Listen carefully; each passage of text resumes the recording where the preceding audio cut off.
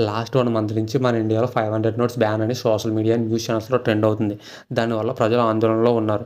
దీని మీద RBI, reserve bank of India ఈ విషయం మీద స్పందించి దేశంలో 500 నోట్స్‌ని బ్యాన్ చేయలేదని చెప్పింది. చట్టపరంగా చలామణిలో ఉంటాయని చెప్పింది. సోషల్ మీడియా అండ్ న్యూస్ ఛానల్స్‌లో వచ్చే న్యూసెస్‌ని నమ్మొద్దని చెప్పింది. అసలు విషయం ఏంటంటే, రీసెంట్‌గా రిలీజ్ చేసిన ఆర్‌బీఐ ప్రెస్ నోట్‌లో ఏటీఎంలో 100 అండ్ 200 నోట్స్‌ని ఎక్కువగా చలామణిలో ఉండాలని బ్యాంక్స్‌కి చెప్పింది.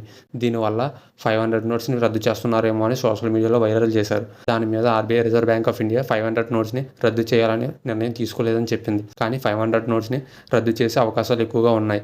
ఎందుకంటే 500 నోట్స్ ఈజీగా ఫేక్ కరెన్సీగా క్రియేట్ చేయవచ్చు. దానివల్ల ఇండియన్ ఎకానమీ నష్టాల్లోకి వెళ్ళిపోతుంది. ఉగ్రవాదులకి ఫండ్స్ పంపించేందుకు ఈజీగా ఉంటుంది. కరప్షన్ కూడా ఎక్కువగా ఉంటుంది.